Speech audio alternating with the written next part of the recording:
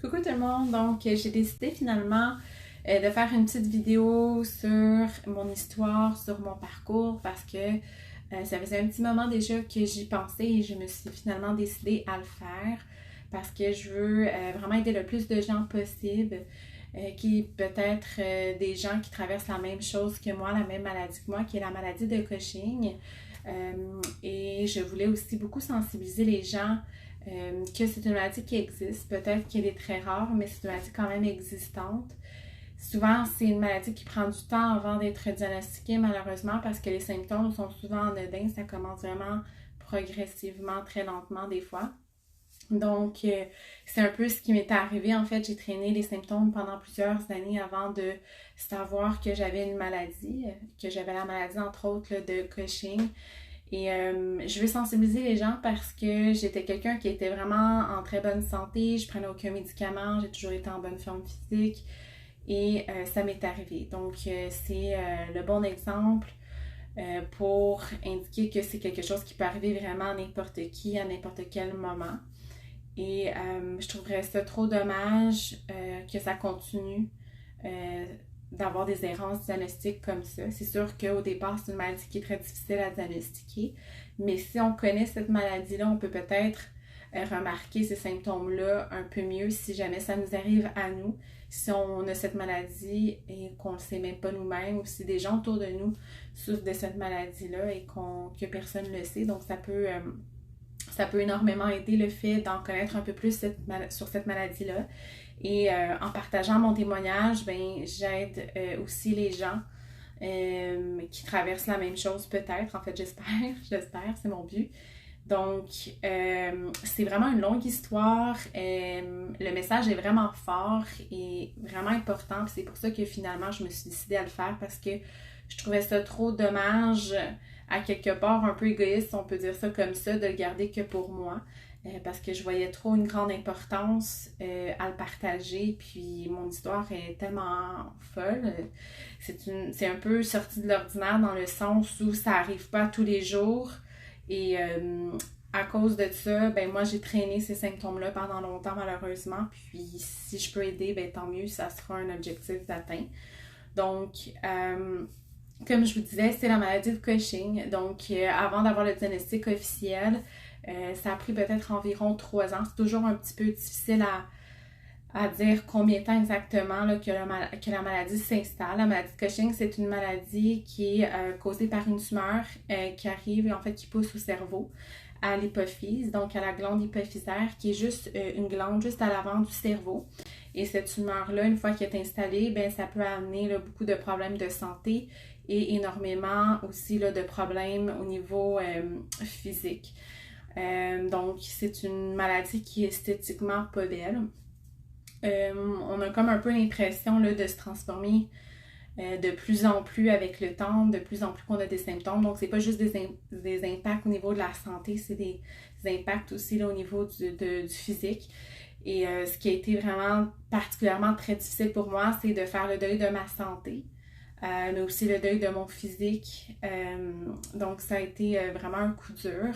Je m'attendais pas du tout à ça. Comme je vous disais, j'étais une personne qui était vraiment en très bonne forme physique. Je travaille comme infirmière et de soir, je travaillais en remise en forme. Donc, j'aidais même les gens là, à perdre du poids. Puis finalement, ben, je me rendais compte que ce que je conseillais aux gens qui fonctionnait avant pour moi ne fonctionnait plus pour moi. Et fait que ça a été un de mes premiers symptômes, le fait que j'avais de la difficulté de plus en plus là, progressivement à perdre du poids. Et en fait, mes 2 autres premiers symptômes, là, ben, j'en ai eu 3. La perte de poids qui était difficile, qui faisait partie en fait des premiers symptômes. Mais c'était aussi beaucoup mon cycle menstruel qui était devenu là, irrégulier. Au départ, je ne m'étais pas vraiment posé de questions. Hein. Comme on sait, toutes les femmes en général, là, on est vraiment à risque là, d'un débalancement hormonal. Et ça peut tout nous arriver là, d'avoir des menstruations, un cycle menstruel un petit peu moins régulier. Mais moi, ça devenait de plus en plus récurrent. Au départ, comme je vous dis, je ne me suis pas posé de questions. Je me suis dit, bon, ce mois-ci, j'ai tombé 2 fois dans ma semaine au lieu d'une fois. Le mois suivant, j'ai attendu. Je me suis dit peut-être que ça va se régler là, seule en fait. Ça s'est pas réglé. Deuxième mois encore, 2 fois menstruée dans le mois au lieu d'une fois. Le troisième mois, là, j'ai commencé à me poser vraiment des questions. Je comprenais pas, je me disais bon, c'est peut-être la pilule qui me fait plus parce que ça fait des années déjà que je prends la même pilule contraceptive. J'ai décidé d'aller voir mon médecin pour voir ce qu'il en était parce que là, ça faisait déjà plusieurs mois que j'étais irrégulière et en fait, aussi le symptôme qui était vraiment alarmant pour moi au départ, qui m'a fait sonner plus une cloche, c'était le fait que j'ai perdu soudainement toute ma libido. Donc, j'ai pas trouvé ça normal là, qu'une personne de mon âge, dans la vingtaine, perde la libido de façon aussi importante et soudaine.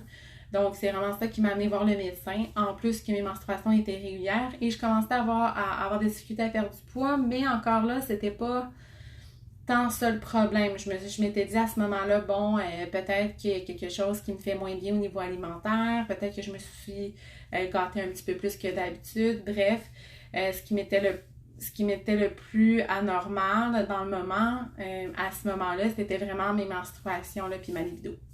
Donc, je suis allée voir mon médecin, j'ai expliqué mes symptômes. Il me dit que des fois, c'est la pilule qu'il faut changer effectivement quand ça fait très longtemps. Moi, ça faisait, je pense, environ 6 ans ou 7 ans que j'étais sur la même pilule. Donc, il m'a changé de pilule et tout de suite, là, peu de temps après, mon cycle menstruel est devenu super régulier. J'étais vraiment contente. Donc, je pensais que tout allait se régler, que tout allait revenir à la normale. Et finalement, mon cycle menstruel est revenu à la normale, mais ma libido n'est jamais revenue depuis. Donc, j'ai commencé à me poser vraiment des questions. Pourtant, je me laissais le temps parce que je me disais, bon, ben c'est normal, quand il y a un débalancement hormonal, ça peut impacter à ce niveau-là. Mais les mois continuaient et ça ne revenait toujours pas. Et en même temps, la perte de poids devenait de plus en plus difficile. J'ai commencé entre-temps à avoir des nouveaux symptômes. J'ai commencé à avoir des petits coups de chaleur. Par moments, là, j'avais des sueurs nocturnes aussi, mais je me disais, bon, ça peut arriver à tout le monde d'avoir un petit coup de chaleur, c'est l'été. Je me disais aussi, bon, ben, j'ai commencé à suer la nuit, peut-être que je devrais mettre l'air climatisé. Donc, tu sais, c'est des petits symptômes qu'on pense pas nécessairement que c'est tant important au départ, parce que c'est tellement graduel, c'est tellement subtil, puis en fait, tout le monde peut avoir ces symptômes-là. J'ai commencé par contre à avoir les cheveux qui diminuaient. En fait, que je commençais à perdre les cheveux de plus en plus, mais encore une fois, très graduellement. Et l'affaire, c'est que j'ai tellement de cheveux naturellement, une chance, mais ça m'a pris quand même du temps avant de vraiment noter que, bon, ok, ça devenait de plus en plus important. Fait que j'ai remarqué ça, j'ai remarqué que j'avais la peau de plus en plus sèche, même en été. Donc souvent, c'est plus l'hiver que j'ai la peau sèche, mais là, je commence à avoir la peau très très sèche comme en hiver, mais l'été. Mais bon, je me disais, bon, je vais boire plus d'eau, je vais mettre de la crème hydratante plus régulièrement. Mais pourtant, ça ne changeait pas. Puis, j'ai oublié de le mentionner, mais avant d'être infirmière, là, j'ai été longtemps esthéticienne. Donc ça m'a beaucoup, beaucoup aidé là, durant mon parcours aussi. Mais j'ai essayé toutes les crèmes, les bonnes crèmes que j'avais à la maison, ça ne marchait pas plus. Le temps continuait. Je me disais, bon, ça va peut-être se replacer. J'attendais un petit peu plus. Finalement, j'ai commencé à avoir là, de la pilosité aussi qui commençait là, de plus en plus sur mon corps, à des endroits que j'ai jamais eu. Comme un peu sur le visage, un petit peu en bas du menton, mais ça, il y a beaucoup de femmes qui en ont, puis surtout avec l'âge. Fait que les gens me disaient, quand je leur posais des questions, ah, est-ce que toi, t'as comme du poil qui commence? Ils disaient, ben, quand on arrive à la trentaine, là, ça peut commencer. Fait que j'avais tendance à beaucoup, en fait, rationaliser mes symptômes peut-être, mais en même temps, c'était tellement graduel que c'était difficile là, de remarquer. Mais je savais que, bon, il y avait quelque chose qui clochait de plus en plus. Puis comme je disais, même en étant infirmière, je savais même pas, en fait, que cette maladie-là existait. Puis je savais pas que tous ces symptômes étaient reliés à cette maladie-là, en fait. Puis bon, le temps a passé. Une chose qui m'a beaucoup aidée, c'est le fait que j'ai une sœur jumelle. Donc, on est identiques, on est très, très proches. Fait que je lui posais souvent des questions. Je disais, bon, est-ce que tu as du poil qui pousse un peu plus? Est-ce que tu as des petits boutons? J'avais des boutons qui commençaient à pousser sur le visage. J'avais jamais eu de boutons. J'ai toujours été très chanceuse par rapport à ça. J'ai jamais été quelqu'un qui faisait de l'acné ou beaucoup de boutons là, naturellement. Même à l'adolescence, j'en faisais juste très peu. Là, j'ai commencé à avoir par moments là, des poussées de boutons, mais c'était très occasionnel. Mais encore, je me disais, bon, je sais pas qu'est-ce qui se passe. Je commençais à me poser de plus en plus de questions, ça revenait, ça partait. Là, j'ai commencé à faire des petites infections un petit peu plus souvent. Puis ça, je vous dis, c'était sur 3 ans, là, fait que ça s'est commencé. Tu sais, ça a été très long, là, ça a été très progressif. J'ai fait une infection, en fait, fongique, donc un petit champignon à l'ongle. N'importe qui peut avoir ça là, par moment. Fait que j'ai simplement été voir le médecin, il m'a prescrit un petit vernis à ongles topique que j'ai appliqué dessus, puis c'est parti là, plusieurs mois après. Mais je me suis quand même posé la question sur le coup. Pourtant, je n'étais pas allée dans un spa récemment. Je voyais pas en fait comment j'avais pu attraper ce champignon-là. Par la suite, j'ai commencé à faire des champignons cutanés, surtout au niveau des bras, du torse et du dos. Donc, souvent, c'est quand on a chaud, on peut développer ce champignon-là. C'est bénin, c'est rien de très grave. C'est des petits champignons, des fois, là, qui peuvent être dus là, à la chaleur, à la sueur, entre autres. Puis, ça revenait, ça partait, ça faisait des hyperpigmentations, des fois, ça faisait des hypopigmentations, puis des fois, ça devenait vraiment très important là, partout au niveau de la peau. Puis quand ça commençait à descendre partout là, sur mon corps et mon dos, tout ça, j'étais allée voir le médecin, je lui ai posé des questions, il m'a dit « Ah ben, c'est un petit champignon, c'est correct, on va prescrire un médicament, ça va partir. » Effectivement, plusieurs mois après, c'est parti. Donc, je pensais être débarrassée de ça, mais finalement, c'est revenu un peu plus tard. Mais c'était toutes des petites choses là, qui s'accumulaient. Puis je pensais que j'avais toujours de plus en plus de petits problèmes à droite, à gauche, mais tu sais, toujours des petits problèmes. Puis à la fin, j'avais peur d'avoir l'air d'une personne hypocondriaque parce que je commençais à aller toujours voir les médecins pour des raisons, mais finalement, ça finissait par se régler, ou soit ça se réglait pas, mais ça diminuait, ou des fois ça arrêtait, ça revenait. Bon, bref, c'était vraiment difficile. Mais moi, je pensais à la fin que je devenais vraiment folle. Je pensais que, mon Dieu, ça va pas bien. Je me disais, mon Dieu, c'est pas drôle vieillir. J'ai même pas 30 ans, puis ça va pas bien. J'ai toujours une nouvelle chose après une nouvelle chose. Bref. Et là, entre-temps, là, j'ai eu aussi une bosse de bison qui m'a poussée à l'arrière du cou. Donc, c'est vraiment comme une boule de gras. C'est pas très joli, c'était vraiment, on dirait comme... j'avais l'impression de me transformer carrément en bossu de Notre-Dame, là. J'étais devenue poilue, j'avais de l'acné qui me poussait, des rougeurs, parce que cette maladie-là cause aussi beaucoup de rougeurs. J'avais la peau hyper sèche, je perdais mes cheveux, j'avais une bosse de bison qui me poussait, c'était vraiment pas beau. C'était même gênant. J'avais une grosse bosse à l'arrière du cou, ça m'a vraiment inquiétée. Je savais pas qu'est-ce qui se passait. Je commençais à prendre du poids tranquillement. Mais moi, de nature, je suis quelqu'un qui adore le sport, l'activité physique. Donc, je m'entraînais là, 5 fois par semaine. Je m'entraînais beaucoup. J'ai augmenté mon intensité, j'ai augmenté ma fréquence. Puis j'ai été dans une diète hyper, hyper stricte pour essayer de diminuer le poids là, que j'accumulais de plus en plus. Et rien ne marchait. Tellement que je me suis inscrite pour la toute première fois dans un concours de bikini fitness parce que je me suis dit, bon, ça va me sortir de ma zone de confort, c'est quelque chose que je connais pas du tout. Ça va me pousser parce que je commençais à devenir un peu découragée après toutes ces années-là à essayer de perdre du poids puis que ça marchait pour tout le monde sauf moi. Et on commençait à remarquer là, de plus en plus une différence au niveau de ma jumelle et moi. Puis ça, j'aimais pas ça parce que j'avais l'impression d'être toujours la jumelle plus ronde et tout ça. Puis des fois, les gens font pas nécessairement attention puis sont moins délicats. Puis des fois, il y avait des commentaires aussi où ah, Sarah, peut-être que t'en fais pas assez, peut-être que tu respectes pas assez ta diète, peut-être que tu fais trop de cheat meal. Mais en fait, j'étais devenue même vraiment zélée là, au niveau de ma diète puis de mon exercice. Et rien fonctionnait. Dans ma compétition, là, dans ma préparation pour la compétition de mon bikini fitness, je calculais les grammes et tout ça.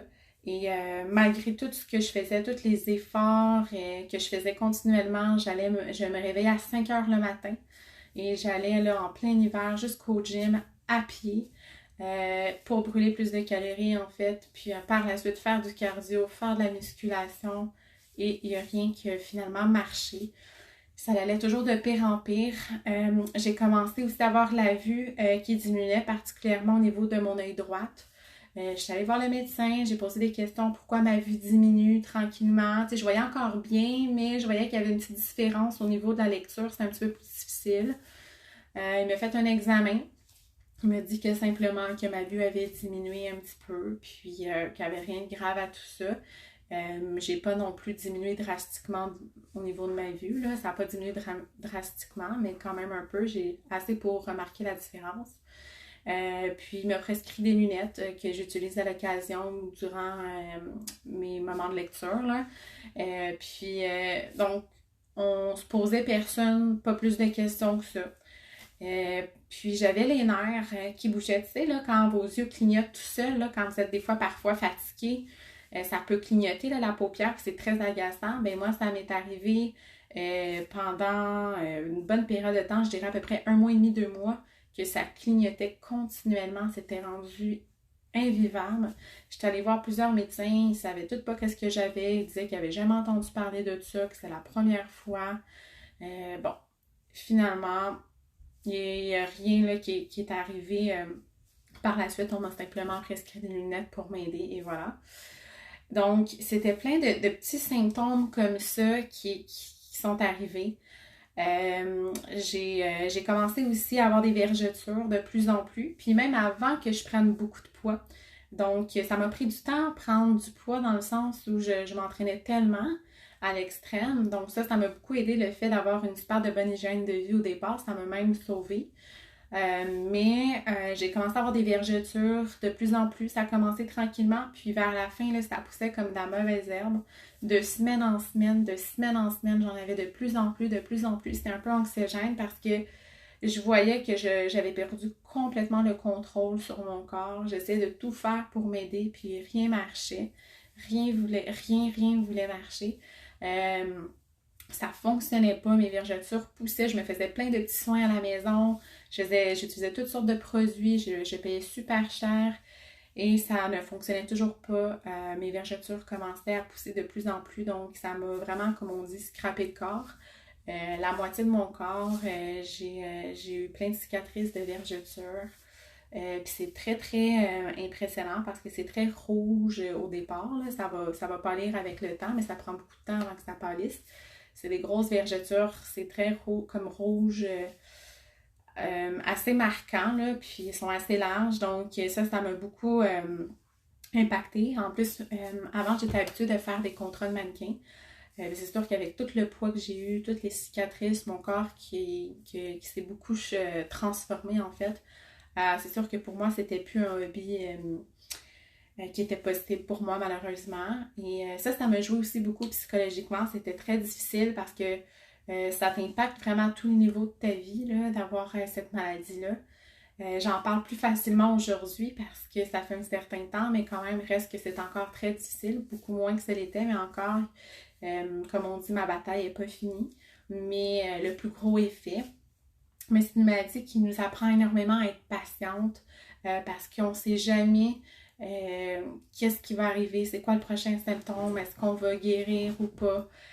C'est beaucoup d'attente, ça prend beaucoup de temps avant d'être diagnostiqué. J'ai eu la chance d'avoir beaucoup de bons professionnels de la santé, des bons médecins, un bon médecin de famille, un très bon spécialiste qui est en fait reconnu puis très spécialisé là, à Montréal, au Québec, là, pour la maladie de Cushing qui m'a bien encadré tout ça.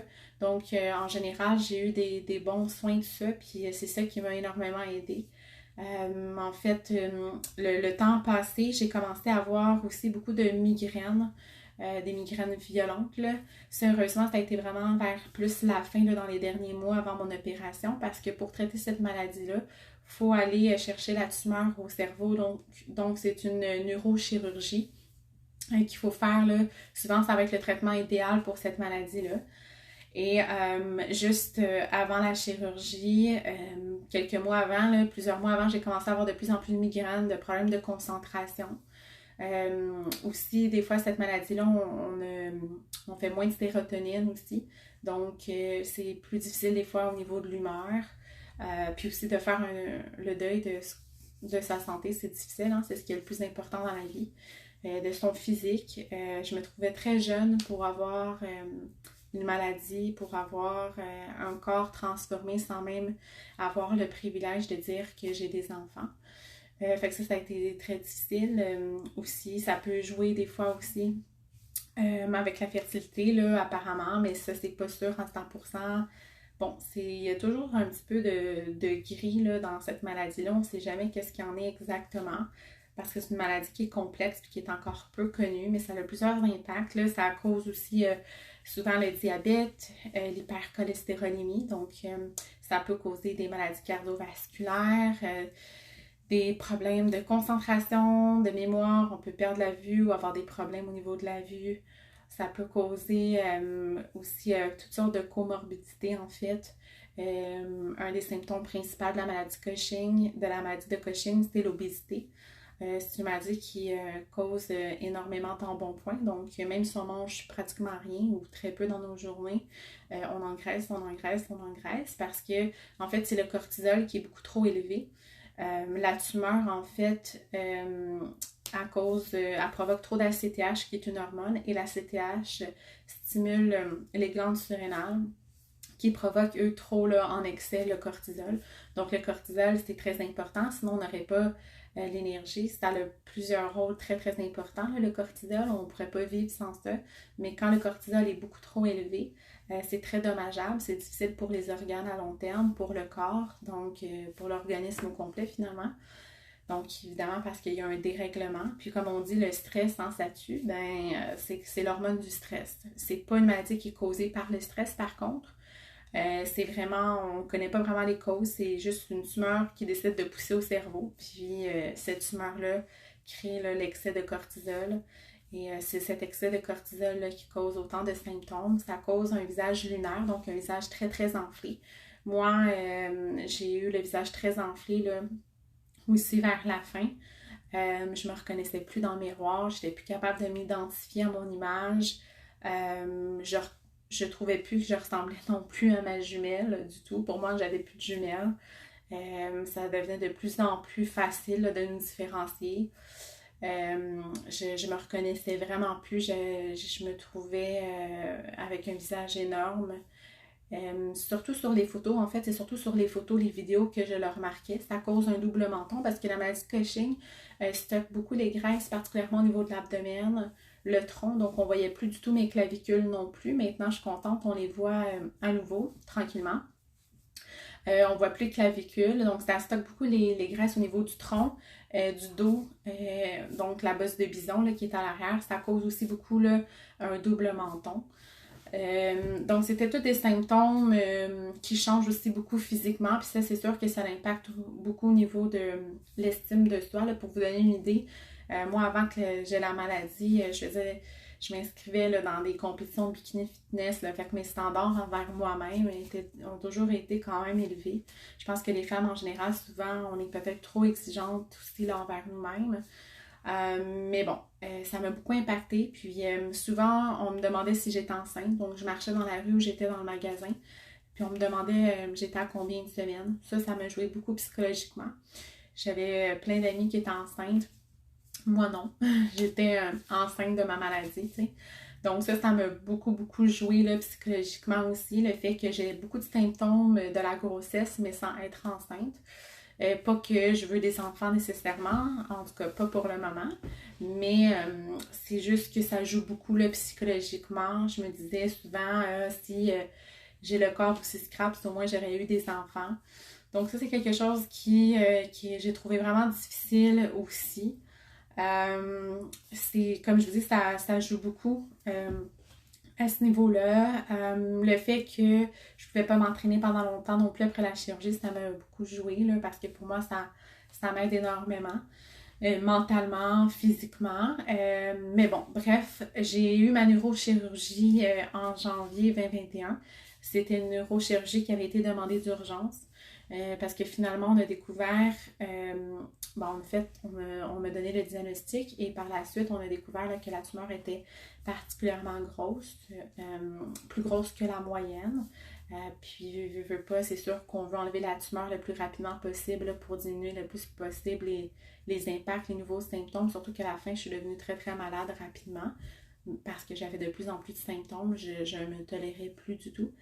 Et malheureusement, avec la pandémie, il y a eu des retards. On ne savait pas quel moment j'allais être chirurgiée. Donc la pandémie, durant toute cette année-là, ça n'a pas aidé non plus. Fait que, comme on dit, c'était une dure année. Mais bon, je m'en ai sortie jusqu'à maintenant. Fait que j'ai eu ma neurochirurgie finalement en janvier 2021, le 15. Et par la suite, en fait, juste pour vous expliquer rapidement, on n'ouvre plus le crâne. En fait, c'est par le nez, fait que ça se fait très bien. Maintenant, là, avec les avancées, là, c'est que c'est par une petite vidéocaméra, on passe par le nez et on vient retirer la tumeur. Mais pour bloquer le trou qu'on fait au cerveau, il faut enlever là, un morceau du muscle de la cuisse. Souvent, c'est la cuisse ou la fesse. Fait qu'on m'a enlevé un morceau de muscle de la cuisse. C'est pour ça que j'ai quand même une bonne cicatrice au niveau de ma cuisse droite, là. Parce que ça va nous permettre de venir boucher le trou. Comme ça, il y a moins de risque d'infection. Et en fait, on n'aura pas de problème de rejet là, puisque c'est nos propres tissus. Donc, c'est pour ça qu'on a ouvert la cuisse à ma neurochirurgie aussi. Les premiers mois, ça a été extrêmement difficile. Hein? On se sent plus malade, bizarrement, là, après la neurochirurgie. Fait qu'on n'a plus d'odorat, on n'a plus de goût pendant... ça dépend des gens, c'est toujours du cas par cas. Moi, ça m'a pris environ un mois, là, un mois et demi avant de retrouver mon odorat et mon goût. Puis je peux vous dire que j'ai pleuré de joie quand c'est revenu. Fait que ne prenez jamais vos sens pour acquis. Des fois, on a l'habitude de prendre tout pour acquis. Mais finalement, on se rend compte comme on est chanceux d'avoir nos yeux, on est chanceux de marcher, on est chanceux de sentir, de goûter. Ça n'a vraiment pas de prix. J'étais déjà bien consciencieuse de ça là, au départ, surtout que je pense qu'en tant qu'infirmière, je travaille souvent avec les malades. Donc, depuis jeune, j'ai toujours une sensibilité aussi par rapport à ça, mais de le vivre, d'être maintenant, d'avoir maintenant le rôle du patient et non d'infirmière, ça, c'était tout un changement aussi.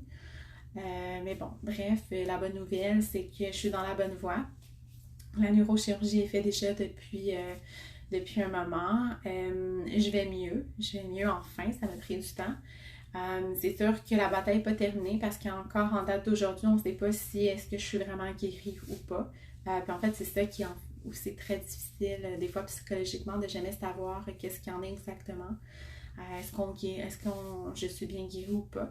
Donc, on va me refaire un IRM cérébral aussi là, prochainement pour voir. Là, on va en faire un autre. Le dernier était beau, mais il faut en refaire un autre. Parce que des fois, l'IRM, on ne peut pas voir toujours nécessairement les tumeurs parce que si c'est juste des microcellules, on ne peut ne pas les voir si c'est trop petit. Puis des fois, il manque... en fait, il faut juste des petites microcellules pour tout redébalancer les hormones à nouveau. Puis que la tumeur repousse et que ça cause encore beaucoup de problèmes de santé. Donc, on va voir prochainement. Je suis quand même suivie sur une base régulière et je suis bien suivie. Heureusement, je suis très reconnaissante pour ça. Donc, je fais souvent des prises de sang, des prises d'urine sur 24 heures pour voir mes niveaux de cortisol. Donc, au niveau sanguin, au niveau urinaire aussi. On en fait quand même sur une base régulière. Puis je vais refaire d'autres tests là, pour vérifier là, si je suis guérie ou pas. Après la neurochirurgie, c'est sûr que souvent il faut prendre l'hydrocortisone sur quand même, souvent pendant au moins 1 an.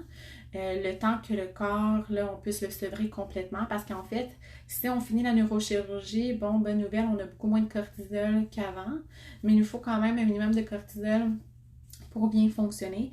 Et notre corps s'est tellement habitué pendant longtemps à avoir des excès de cortisol tellement élevés là, que ça serait trop un choc. Donc, il faut donner quand même un substitut de tout ça. Donc, de l'hydrocortisone, moi j'en prends 3 fois par jour.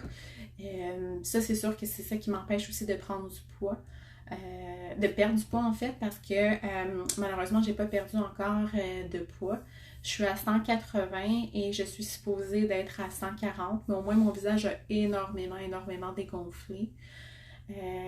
Donc j'ai encore beaucoup de surpoids. Donc je suis pas habituée, j'ai quand même 40 livres de plus de ce que je suis habituée d'avoir, mais avec l'arrêt de la médication, éventuellement je me croise les doigts. Ça va pouvoir être probablement plus facile parce que c'est sûr que la cortisone, l'hydrocortisone, c'est pas facile de perdre du poids là-dessus. Et donc, voilà, donc la neurochirurgie, ça a quand même très bien été dans l'ensemble, malgré que les premiers mois ont été très difficiles. Et maintenant, je peux tranquillement plus faire mes journées normalement. Je peux recommencer l'entraînement progressivement. Je vais vraiment à mon rythme. Mais s'il y a un message que je peux passer ici, c'est vraiment prenez le temps de vous écouter. Prenez le temps de vous arrêter, surtout pour être capable de vous écouter. Moi, j'étais toujours occupée, être occupée. J'étais tout le temps on the go. J'étais infirmière. Après, je travaillais en remise en forme. Je faisais encore de l'esthétique une fois de temps en temps parce que je suis passionnée de tout ça aussi. Donc, je travaillais. Puis quand on travaille trop, ben, des fois, on se rend moins compte aussi de ce qui nous arrive quand notre corps nous essaie de nous envoyer des messages. Donc, prenez le temps de vous arrêter. Ne culpabilisez surtout pas à vous arrêter puis à vous faire plaisir. Si vous voulez rien faire par moment, faites rien. Faites-vous vraiment plaisir puis apprenez à vous écouter et surtout aussi beaucoup à vous faire confiance. Souvent, on ne se fait pas assez confiance. On banalise beaucoup nos symptômes aussi. Quand vous savez, pardon, qu'il y a quelque chose qui cloche, allez investiguer, allez voir des médecins. Prenez le temps. Moi, j'y allais, mais on ne savait jamais c'était quoi exactement. Mais c'est sûr qu'au départ, c'était pas une maladie qui est facile là, à diagnostiquer, mais vraiment, là, prenez pas pour acquis ce que vous avez. Puis aussi, ne banalisez pas tout. Surtout, ne vous alarmez pas non plus. L'important, c'est d'avoir quand même un juste équilibre, là. Allez pas au moindre symptôme. Puis c'est pas parce que vous avez quelques symptômes de ça que vous avez nécessairement la maladie de Cushing non plus quand même. Mais c'est juste de vous faire confiance quand vous sentez au fond de vous que ça marche pas. Allez consulter, allez voir, allez revérifier à nouveau pour voir qu'est-ce qu'il y en est. Moi, à la fin, j'avais quasiment give up sur moi parce que je m'étais dit, bon, voilà, je suis folle, puis je vais finir, je suis en train de mourir, je suis en train de dégrader, dépérir, on sait pas qu'est-ce que j'ai. Tout le monde me dit que je suis normale, que je suis correcte. Mais finalement, ça a été un choc, mais un gros soulagement d'avoir mon diagnostic enfin parce que j'ai pu mettre un mot sur tout ce qui arrivait depuis déjà longtemps, trop longtemps.